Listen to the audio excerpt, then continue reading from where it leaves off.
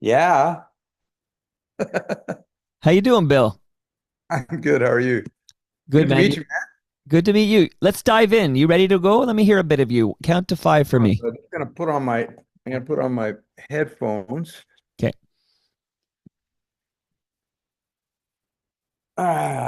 Check one, two, check one, two, check one, two. Does that work? Yeah, you sound good. Where do you hear me in the headphones? Yeah, I do. Okay, we're gonna rock here. We're gonna have a good time. That's a promise. Okay, I All like right. that. All right. Joining me today, making his Toronto mic'd debut, is founding member and lead singer of Chilliwack, Bill Henderson. Hello, Bill. Hey, man, how are you doing, Mike? Good, man. Where do we find you today? I'm at home on Salt Spring Island, BC. And that's why you're not in my South Etobicoke basement. Oh, that's where you are. You've Yeah. been hiding all this time in your basement. Come on. Listen, I got to ask you right off the top. Is it true? Is it correct what I'm reading? Chilliwack is on their farewell tour? Finally, eh? Well, say it ain't so, Bill. Why are you ending this era? It's time. It's just time. You know, if you know anyone who's 80 years old, they could probably tell you. No, it's time. It's like I can still do everything I need to do on stage, and I really have a great time doing it. So I feel it's a great relationship with the audience going on right now. And um I don't I want to end on a high note, I want it to be going well, and it's time. It's good. Well, you're the boss. If you say it's time, it's time. But let me just give you kudos. Your website is gonegone.com. Like, that's That's it. amazing. That's amazing. That's a nice title, eh? Gone.com. I like that.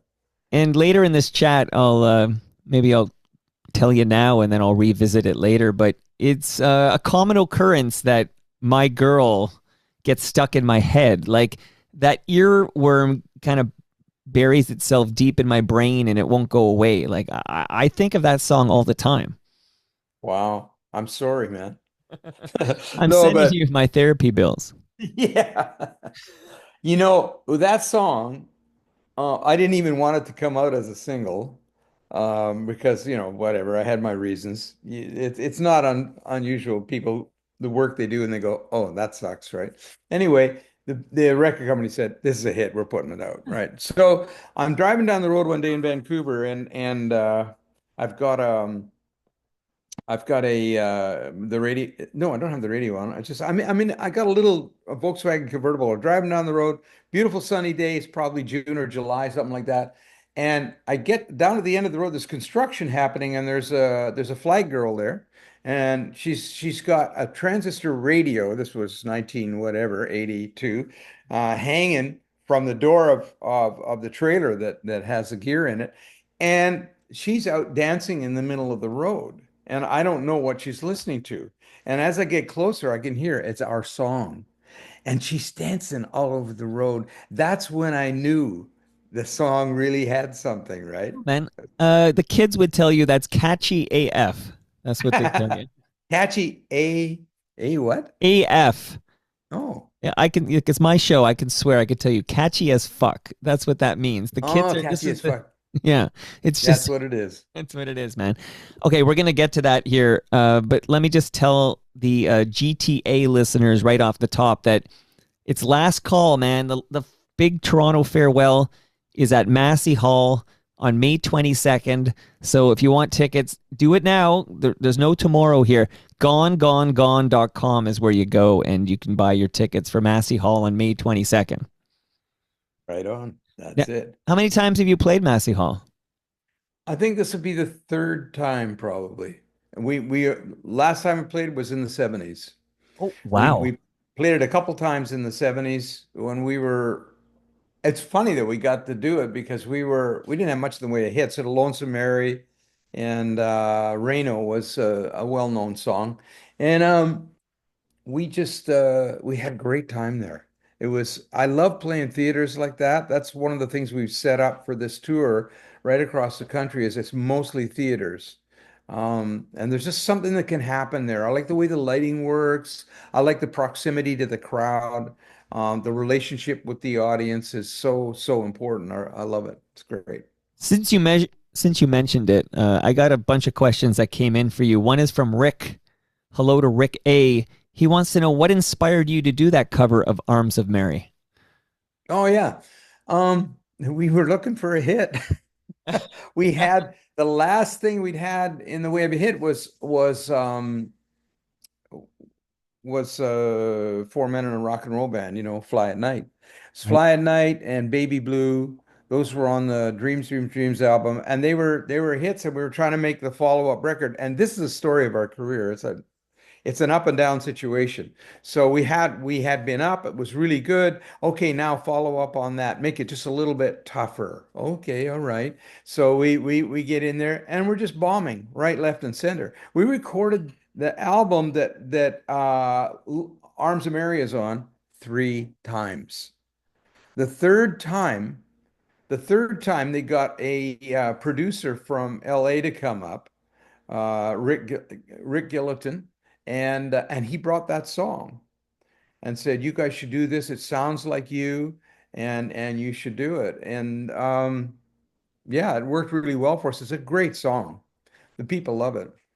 Yeah, Yeah, without a doubt. By the way, Fly at Night, that's got to be a classic rock staple that's still played on every, classic rock station in the country at least once a day. yeah, yeah. It really is. It's funny how it's emerged.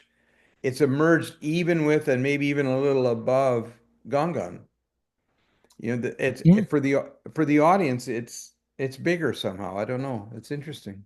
Well, it's good to have multiple big jams, right? It's good to have some diversity there. But I'll tell you, when I said you were coming on, and I had a lot of people who want to ask Chilliwack questions, but Robert Lawson, so shout out to Robert Lawson. He's like, no, man, you got to ask him about the collectors. Yeah.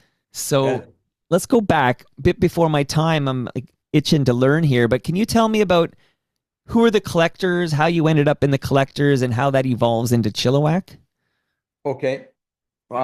Yeah, we started out as the house band at the Torch Cabaret in Vancouver. And it was a place where everybody got drunk. They danced to R&B. They wanted R&B hits, and they all got lots of people got drunk, and there were fights, and it was just like, I mean, it was one of those, right? So we started writing our own songs and putting them in the set.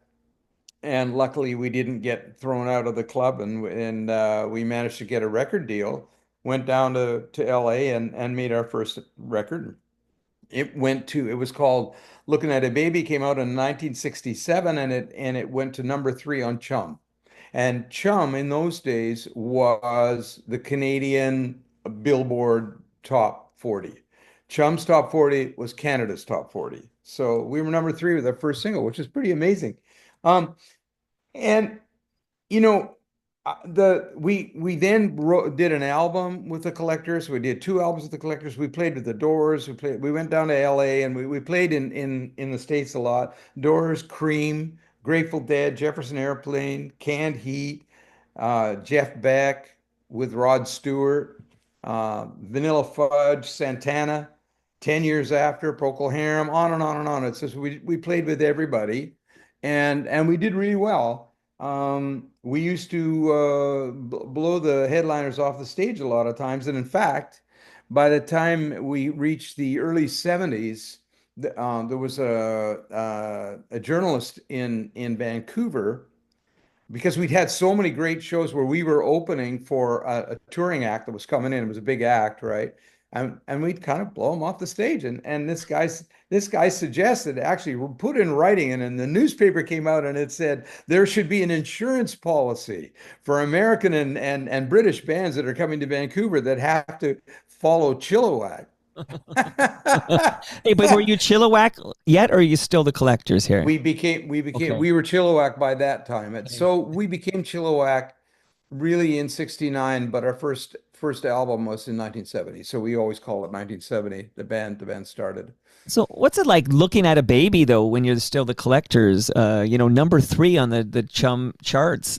I know how big a deal that is. I know about the Chum Bugs. I have these cats on the program to talk about what was going on at 1050 Chum. Like that must be a big deal for young Bill.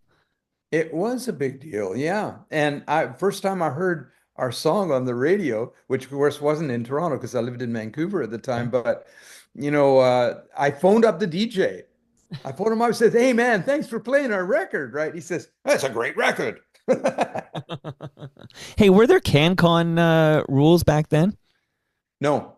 See, to me, that's extra points, right? Like they're not Yeah, I looking for like a know. beaver, right? Yeah, that's right. Yeah, no, that's true. Yeah. So, were you the vocalist in the Collectors? No, I was the guitarist and songwriter, one of the songwriters. We wrote together. Howie Vickers is the lead singer, and Claire Lawrence was the sax and keyboard player. And Claire, Howie, and I were the songwriters basically for the group.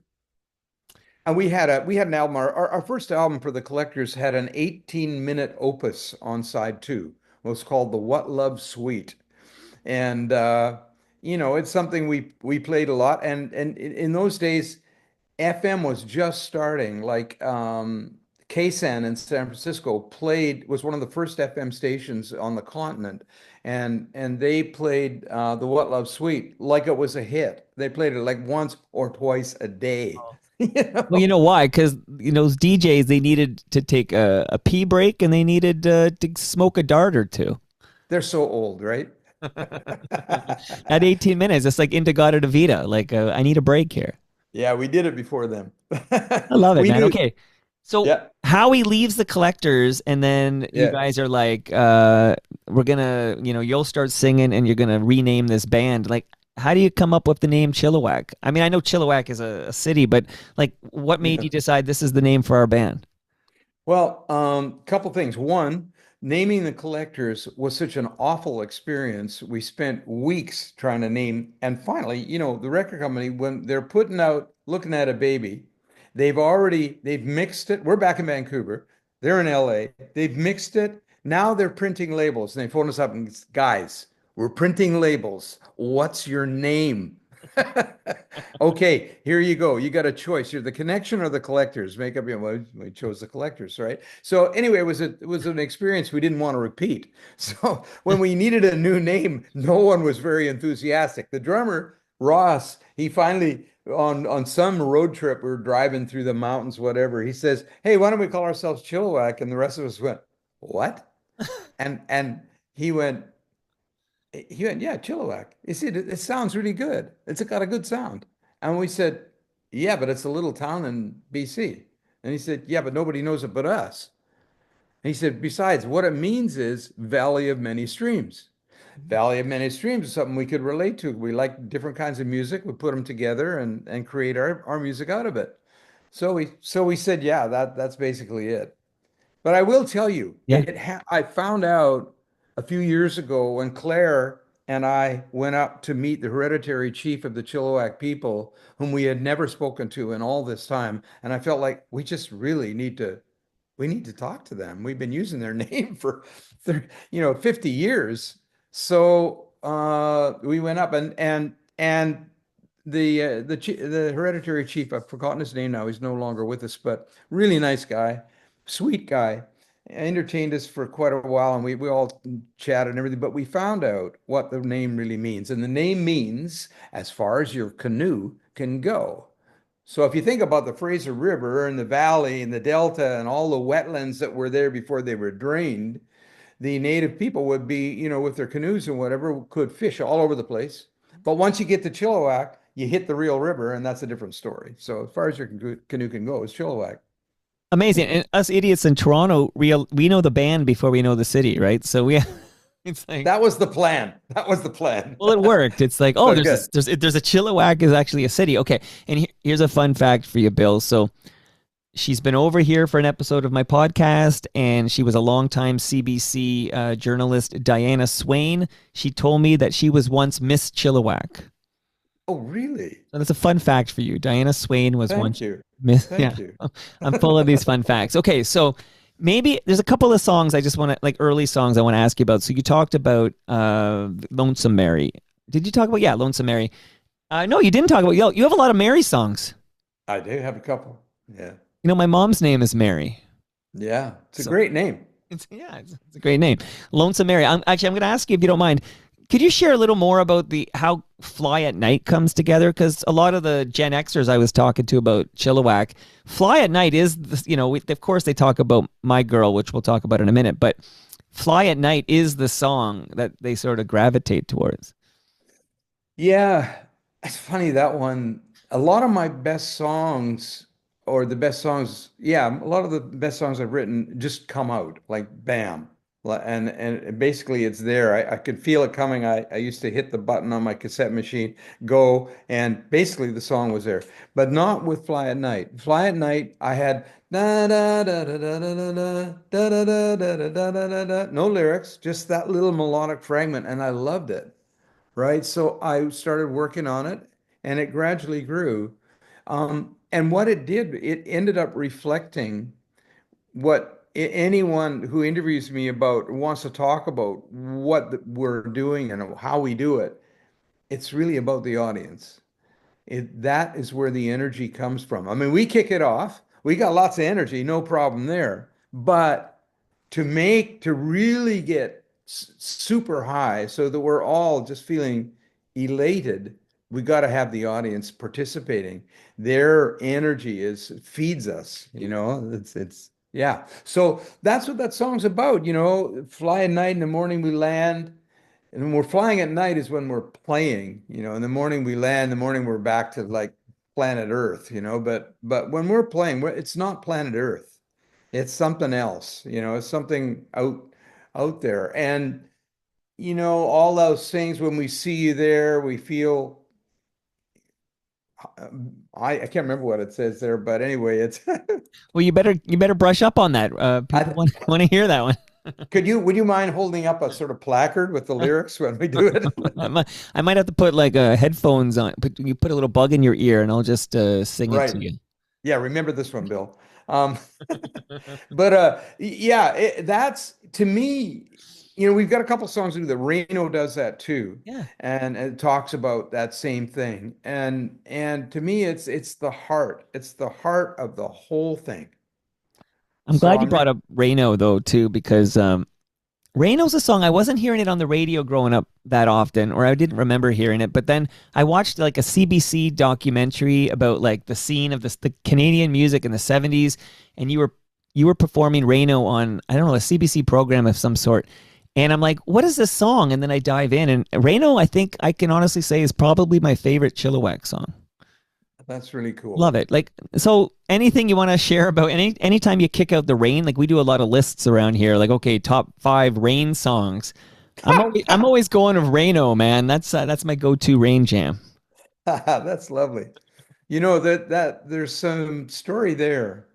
Um, I'd love to tell you. When we were in the Collectors, we're playing the West Coast of North America. Like that's basically what we were doing. A lot of San Francisco, LA, all of that, Vancouver, Seattle. Anyway, at that time, I was a psychedelic guitar player. I'd studied classical music.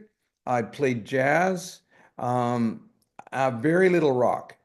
And so when I got to the Collectors touring up and down the coast like that, I didn't have a clue what blues music was. I did not. I mean, Elvis, okay, he was using blues. Lots of people used blues, and I knew that, but I didn't know the heart and soul, right? So now we're playing the Fillmore Auditorium in San Francisco. It's 1968, April of 1968.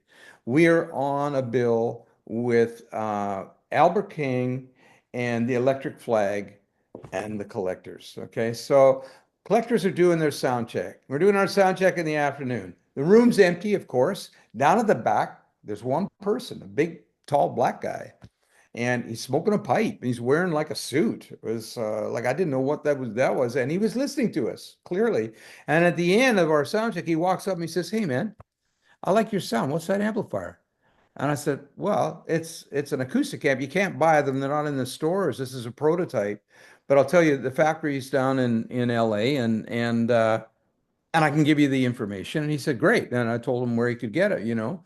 Um, so that was that, and we then we play our set that night. We don't do very well with the audience. It's just like, wow, this is not happening. I don't know. They don't sort of like the psychedelic music much. I guess they were a blues audience, and then we go up in the dressing room, and you can look down on the stage from this dressing room in the Fillmore. You can look down on the stage and see who's playing, and there's that big black guy who asked me about my amplifier, and that's Albert King.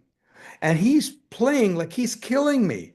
He's playing notes that just go like they just fuck, they go right into your heart. And they're just I never heard anyone do that with so few notes. He's not being spectacular. But he's getting the audience is going crazy. He's reaching them. So that music really made an impression on me. And Reno, the music for Reno came out of that. So I really got something out of that evening with Albert King, but he did too. And because the interesting thing is, for me, 10 years later, I'm opening an music industry magazine, and there's a picture of Albert King playing in front of his acoustic amplifier. And then, Rolling Stone does a whole article on all the great guitar players like Jeff Beck and Jimmy and all these people and their gear. And when they get to Albert King, he always has his acoustic amp. So we both got something out of that Oh, evening, right? love that story. That's amazing.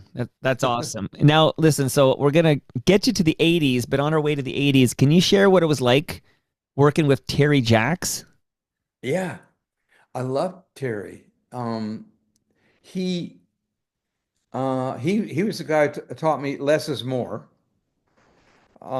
And he was the first person I'd worked with who was very fastidious about sound, about time, about, everything being accurate, really accurate in the recording.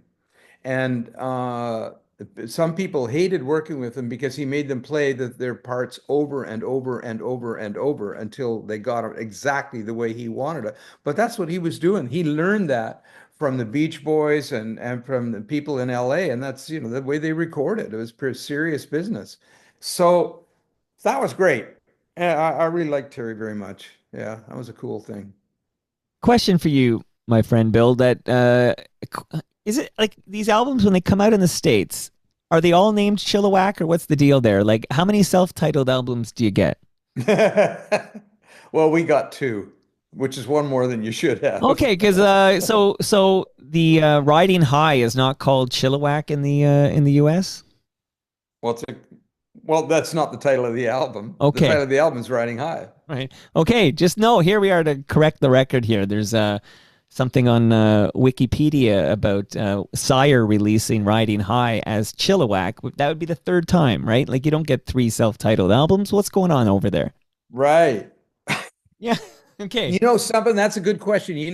I didn't know. I don't remember. See, we weren't hardly ever playing in the States anymore. We did a record with Sire because we figured, well, maybe they could get something happening in the States, and they liked one of the songs, so they did it. But I don't recall that they didn't that they called the album Chilliwack. That's crazy. Well, you might want to look, not that it matters, but it's a fun fact to have three albums come out in the United States, all called Chilliwack, right? It's like George Foreman naming all of his kids George. So, it's like, so we go like, hey, wake up. It's Chilliwack. Once again, Right. Chilliwack. We're back for more. Okay, but on that note, like we're gonna talk about the early '80s in a moment here. But Fly at Night, I know we keep coming back to Fly at Night, but the fact that that does not go top 40 on the US Billboard Hot 100, that's bullshit. hmm Like, it was number one in St. Louis. okay. It was, it had, I'll tell you what it is. Yeah. The company was called Mushroom Records. They're a small company, and one guy is basically running the whole thing. Shelley Siegel was running the whole thing. He had a few people obviously working with him, but their promotional budgets were not equal to a major label. And when you get in the States, you got to put out dough. You want to have a hit, you got to put out money. You got to put a lot of money. Promotion. That's the thing. So he found that there was a spark in the Midwest, centered in St. Louis. So he put all his money there, I think. I would say that's probably what happened. He tried the rest, but I mean, it's just you can't compete with was Capitol and Warner's and Columbia and all these big companies with tons of money, you know. It's tough. You know, look at the elections. Like we just had an election, Yeah. right? Yeah. Money, man. Money is an important part. Just getting yourself out in front of the people costs money.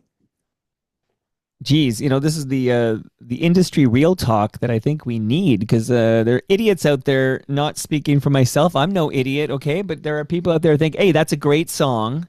Of course, that's going top 40. What a great song that is!" But there's so much more stuff behind the scenes and political and money and support from the label. And you were on so many different labels. It was tough, I suppose, to sustain success with all these different labels. Yeah, and we were up again, down again, banned. Yeah. So it was hard for the labels, and they had to make a commitment. You know, they had to make a big commitment if they were going to stick with us and let us figure it out. We needed that support, and we never got it. You know, the second record wouldn't do much, and they'd go, "Well, we're not doing another one," and we'd find another label. Right. Right. But in the 80s here, in the 80s though, because I'm in my head now, I'm hearing gone, gone, gone, gone so long. Like it's going through my head right now here. So why does Chilliwack become a trio? In the 80s? Oh, Yeah. yeah, Early yeah. Okay. 80s. Well, I'll tell you that. Because it was much more than a trio Okay. prior to that. Yeah. And what happened was we did an album called Breakdown in Paradise, which was one of the best sounding records I've ever heard, even if I do say so for us, because it wasn't just me. Right. But it was, it's an amazing sounding record. It's really good. And but when it was going on, Mushroom was excited about it. We were excited about it. And when it was going out, Mushroom was really going for it. And what happened was Shelley Siegel, who I mentioned earlier, who was the lifeblood of Mushroom, he died. He had an aneurysm and he died instantly. Ooh, It was just like bam, right. out like a light. And yeah, God bless him. He was a great guy. He was a wonderful guy, but he was gone and the company was rudderless. It didn't know what it was doing, and it wouldn't support us. It wouldn't let us. They didn't have the money to make another album, and they didn't have the money to promote this one. So no one knows Breakdown in Paradise. Um, so but we had songs coming and one of them was Gone, and we needed to record. So what we did was we were in the studio. We were making a Headpins album at the same time because Brian had the side project of the Headpins, and in the boxes in the studio with the two inch tape in the big boxes, it says Gone, Headpins. Oh, We were not allowed to record as Chilliwack, so we just said, okay, right. well, we're gonna cover our tracks this way, right? And that's what we did. So, okay, so now we don't have the money to support a large band. We got Brian, Ab, and me, and that's what we do. We go, okay, this is what we're gonna do. We're gonna just stick with this. We can afford this many people right now, and this is what we're gonna do. And we made those records that way. And these are your biggest, at least in the United States, these are your biggest successes. You're now a Yeah. top 40 band because My Girl, Gone, Gone, Gone. That's a parentheses jam, by the way. That goes to number 22 in December 1981. Yeah, it actually went to number 19 with a bullet. Honestly, I'm making edits right now. This is the real talk here. Okay, so and then I believe what you're gonna do when I'm gone. These are big hits on Canada and the USA.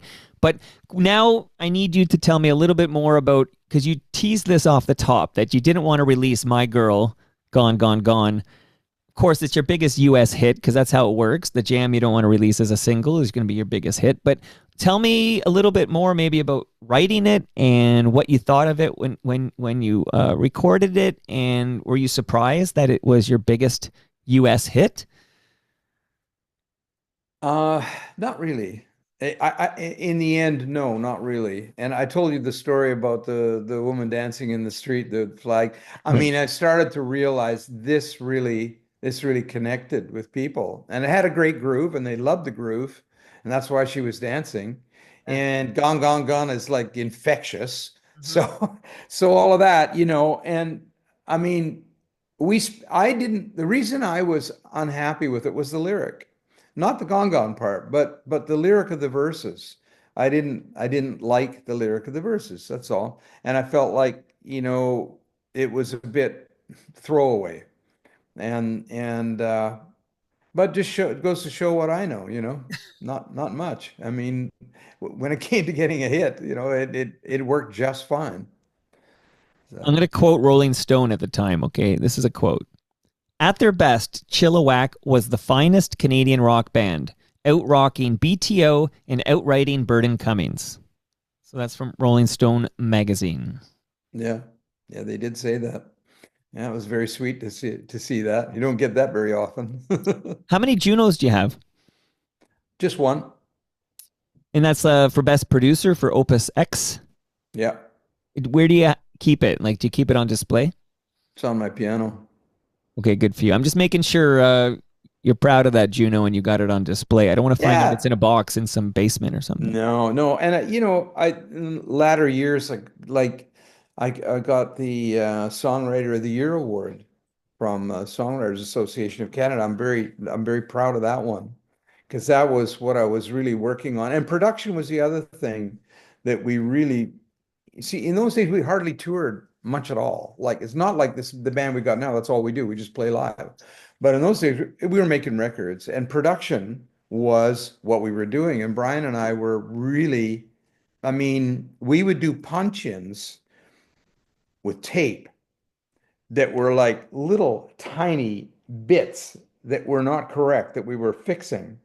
And when you're punching in with tape, as you would know, because you've probably done it, you have to anticipate the punch-in point. It's not exactly when you hit it. When you hit it, that's not where it goes into record. It goes into record an instant after that. And you have to feel that instant, right? That you have to anticipate. And we would do that. I mean, we just asked the engineer to just step aside and we would go in and we'd do these tight punches because we really knew how to do it. So, and also I was studying sound. I was walking around with I had these binaural headphones that had microphones in them, and I was recording sounds. And I would drop microphones down into garbage cans, and I would, I got so I could hear so well that when I was walking across Kitts Point Park through the grass, I could hear the grass, my shoes going through the grass, and when I walked past a tree, I could hear it reflecting off the tree.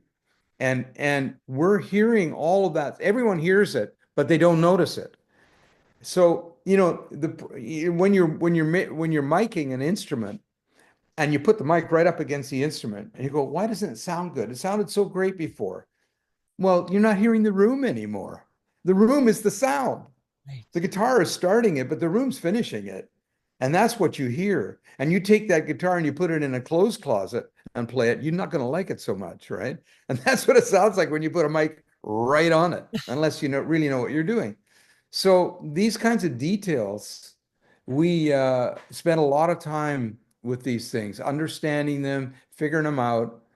It was great. I really, really enjoyed it a lot. It was kind of scientific. It was fun. Amazing. Like, so you referenced the fact you were kind of a recording act at the time, and I heard you telling that to Dick Clark in 1982. What do you remember about being on American Bandstand with Dick Clark back in 82? Not much, except it was pretty awkward. I just, the interview was the only live thing that happened. We were miming, Mm. and so, but we insisted on having amps with lights turned on and cords plugged in and all of that. And we actually rehearsed the song in the hotel room the night before to make sure our mime was accurate. And then they had to have the monitors blasting so that it sounded to us like the band was playing. And then you could mime it successfully. That's how we did it. And yeah, Dick Clark was really nice. I mean, obviously he was nice to everybody, I think, and that was nice. So I'm watching it. In fact, I'm gonna drop it in right now. So now people have heard it. And I found it interesting. Like, I think he referred to the United States as America. And Dick Clark is like, America's the whole, like, he's calling, no, America's like North America or whatever. But it was just kind of a little bit interesting how, I mean, we all refer to United States as America, but it was an interesting moment anyway. But it was great Ah, that you were on American Bandstand in '82. That's very cool. but like you say, an interesting moment, especially in the context of now. Well, I don't know how political you want to get, but Totally political. are you planning any trips to the United States in 2025? No, I haven't played in the United States for I don't know how long, couple maybe 20 years, that kind of thing. We did a few with this band in the early days. We went down, did a couple festivals and stuff, but I just didn't want to do it anymore. I hate crossing the border. I don't like all the hassle. I don't like the feeling of, what are you doing here? Right. And then when you show them your money, they go, what's this? What's that? I don't like that. I never liked that. We are who we are. We went down, we spent almost a year living in LA. The collectors did. I know I'm dropping into a bit different That's time okay. frame again, but Let's go back. but you know, it was great because we learned so much about recording, and because we were in the studios that made all the great records. So of course we're going to learn from that.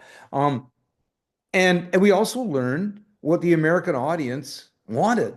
You get a feel for what it is they want, and you start to play that way, and they respond. And you go, "Oh yeah, that's it. That's where it is," and all that was good.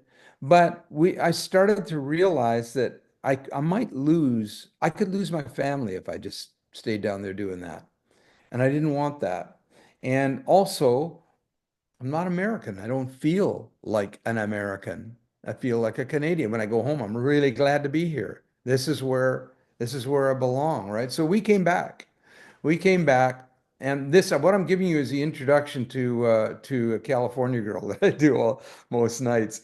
We came back to Canada because we were in California, loved it and everything, but this is where we belong. So Well, we're glad you came back, man. This is where you belong. I'm always glad. There's some big bands that stayed, and I'm thinking of like Rush, Although drummer Neil went a little bit to California for a little bit, but Geddy still lives here in Toronto, and Alex lives in Toronto. There's a lot of the Guess Who, they stayed. Like some of these big bands stayed, and I'm just glad you stayed. yeah, Glad you stayed. Now, tell yeah. me, okay, quick question here, because on this program, listeners know I ask lots of questions about Tears Are Not Enough. And I couldn't help but notice there's no bill on Tears Are Not Enough. Were you asked to participate in that charity single? They wanted me to play rhythm guitar. I said no. Why did you say no? I really don't know. I don't remember. It was I guess I didn't really grok what it was supposed to be, what it was going to be. And I probably felt that like I should be singing. I don't know. I'm not Oh yeah, sure. you're like, give me one of the, I just mentioned Getty. I mean, I have in my hand here. Again, people are probably listening, but I have in my hand what they handed out that day. Tears are Wow. not enough, and I can see it's a David Foster production, and you can see the roster. Bruce Allen and everybody who's involved with this. I always thought, of course, Bill from Chilliwack would be a part of this, but it sounds like maybe at the time you felt you're better than just playing rhythm guitar. Give me a solo, man. I think I might have felt that way. Yeah. To be totally honest. So, do you regret that? Do you wish you were a part of that? Oh, no, it doesn't bother me. I mean, it's just I thought probably everyone's career, but I know my own is full of things that didn't go the way they should have gone. They could have gone much better. And if Bruce Allen had been my manager, he would have insisted that I go there and play the goddamn rhythm guitar. but he wasn't. And I made my own decisions. Yeah, they weren't all right. Hey, so I had Randy Backman on this show, and he told me Bruce was pissed at him. I guess he had left Bruce's manager or something like that, and Bruce Allen was pissed at him and blocked him from being a part of Tears Are Not Enough. So the great Randy Backman didn't even get an invitation to this recording. That's crazy. I know. That's crazy. It is crazy. And I tried to get, I don't know if you know how you know Bruce or whatever, but because I know all you West Coast Canadians all stick together, right? But Bruce Allen politely declined his invitation to come on Toronto Mike and talk about this all. So, Ah, ah. Well, Bruce has always been a very dynamic cat, right? A very dynamic guy. So, you know, he has his opinions, and we all do, but he gets his out in public, and I felt like he dissed the band back in the day a few times. mm. And one of the times was someone asked him in an interview that was about BTO, said, well, what do you think about Chilliwack? And he said, Chilliwack couldn't carry BTO's equipment. Wow. He said some things, right? So finally, one day in the 80s, when I was totally released from all my contracts, I walked into his office and said, I want to talk to you. And I sat down and I said, stop dissing us in the press. That's enough of that, right? He goes, oh, well, did I do that? Oh, I love that you called him out on that. That's cool yeah. too. Have And a then I went down the hall and gave someone else shit. okay. So speaking of giving people shit, so in 1988, you Yeah, I feel I was about to say you disbanded the PTA, but no, no, no. Okay, so you disbanded Chilliwack in '88. So why did you call it quits in '88? yeah. Um, I, okay. It basically when Brian left the group, then I made one more Chilliwack album, and nothing happened with it because in this particular case, when it was going out, the record company went bankrupt. They had spent all their money on headpins, and it was a small record company. They went bankrupt. They couldn't do anything with our record. Once again, that happened, right? And so I went, okay, I've had enough of this BS in the studio. I just want to go and play for the people, and I want small rooms where I can feel the people. I don't want to just have a spot in my face and darkness out there. I want the people. So I got an agent, and he booked us in clubs across Canada. In 80s, clubs were not at all the same as they were in the 70s. In the 80s, it was all about getting laid, right? That's what the clubs were about. So the people there, I mean, they weren't listening. They weren't listening. They were figuring out who they're going to spend the night with, and that's what it was about. And I mean, not everybody, but that was the overall thing. And it was an ugly experience. And so I got to the end of that. I went, peace. I've had enough. I'm just gonna go out. I'm gonna play my guitar. I'm gonna sing. I'm gonna do solo stuff. So I did that, and I realized I had played a folk festival. And I went, folk festivals. I've got the vibe in the 80s that the rock festivals had in the 70s. They were about peace. They're about poetry. They're about, they were like artistic, and people were there to dig the music, just enjoy, instead of like kind of thing. It was, so folk festivals were like that. So I started going playing folk festivals, and then I played folk clubs, and I learned so much doing that. I got to tell you, it was a valuable experience because for the first time, what I learned was how to talk to an audience because for the first time, I didn't have band members behind me whom I was representing when I spoke. I always had this feeling of responsibility, like if they didn't like what I said, then I'd have to change it. Stupid. But anyway, that's the way I felt about it. And when I was on my own, I could be free. I could just say what I wanted to say, and I did. And I found that, oh yeah, I can connect with these people, right? So I learned that. That was great. And then I joined up with Sherry Ulrich and Roy Forbes. We had UHF. and that was kind of a folk trio, you could call it. Although we weren't, we were sort of our music was went in a number of directions, but so that was all good, And but I'll tell you what, after 10 years that had gone by, I missed I missed the drums and bass big time. I wanted the groove. I want to feel that. I want to play against that feeling that the drums and bass create. So I put the band back together. Put the band back together in, I guess, 97. And here we are in 2025. You've decided this is the final tour to remind, because, Canadians are listening, but primarily GTA here. So it's Massey Hall on May 22nd. So May 22nd, Massey Hall, great venue, great band, farewell tour. Hear all the hits and more. You go to gonegone.com because that's the coolest URL I've heard in a long time. Gonegone.com. Buy your tickets. Last call, as they say. Now, I'm going to close, if you don't mind, with what I think is a bit of a mind blow to people listening. My wife, who is an elder millennial, I'd call my wife. So she's too young to be considered Gen X like me, but elder millennial. She's a big fan of a Canadian band called West End Girls. You ever heard of West End Girls? Yes, my daughter Camille was in that band. Yeah.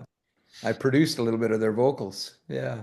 Okay, so on Cam Gordon on this program, I believe it was an FOTM cast. Cam Gordon and Tyler Campbell. He played some West End Girls because we like to remember some bands of yesteryear that maybe we haven't thought of in a little bit, and we played a little bit. Not Like Kissing You is a big jam. There's a bunch of big jams here, but We Belong Together was one of my wife's favorite. Are You Sexing Me? Great title there. But I think that's a mind blow. I don't know if everybody knows that your daughter is the singer in West End Girls. Yeah. Yeah, Camille. Yeah, Camille. I mean, yeah, they sounded pretty good. They sounded really good. She is my vocal coach right now. She is a pro vocal coach and teaches lots of people, and sometimes people coming in, from that are actual stars that are having to do something in Vancouver and need a little help. And she's worked with them and she's really helped me a lot. Been good. I love that you get to work with your daughter. I Yeah. think so. Any chance she joins you on stage at Massey Hall? Is she even going to be there? What's the a little bring her on for a little West End Girls reunion there? No, sorry. Not in the cards, okay? Because I know Not they in the broke up in cards. '94, Yeah. which is I just checked my calendar a lot longer ago than it feels. It feels to me. Don't you get that weird sensation like, oh, this happened in '94? Oh, that was almost a decade ago, and then somebody reminds you like, no, that's not true. We're at over 30 years, and it's a bit of a mind Yeah. blow. Yeah. Yeah, it is indeed. Yeah. Uh, Yeah. They both Saffron and Camille, my other daughter is Saffron, and the two of them do some background vocal work for various people, and they've actually done some for Chilliwack when we recorded a song called Take Back This Land. And they sound amazing. They are Bob Rock hires them for when he's in Vancouver, recording and he needs background vocals. A lot of times he'll hire the Henderson girls, right? So yeah, it's pretty cool. well, you must be a proud papa. I am. And I'll tell you another thing. I just reminded myself that the Take Back This Land that was in 2015. Yeah. We've changed the lyrics now, and it's Stand Up for This Country. So we play it. We've been playing it live. And the first time we played it as Take Back This Land in Calgary, in the first date we had in Calgary, and the people liked it. It was okay. But I realized it wasn't really connecting with them. And so I changed the lyrics to we're going to stand up for this country. We're going to stand up for this land. And they just stood up. It was great. Will we hear that at Massey Hall? You darn right you will. And Yeah. will we hear a cover of Not Like Kissing You by West End Girls? No, but you will hear a cover of Recess Monkeys Gone, Gone, Gone. Bill, having a wonderful chat with you today. I got to say, you sound far too healthy and strong to be on your farewell tour. You might want to do another farewell tour in about 5 years. The Resurrection Tour. That's the move, right? Because the farewell tour gets a lot of publicity and buzz, and then you just do it again in 5 years. Yeah, you got it, man. You got it figured out. All right, Uh, thanks for this. Thanks for your time. This was awesome. Hey, Mike. Can't wait Yeah, to tell the listenership to buy tickets to Massey Hall. Gone.com. I love this very much. Thank you so much. Mike, I really enjoyed talking to you and meeting you, and yeah, I really appreciate your work. Thank you.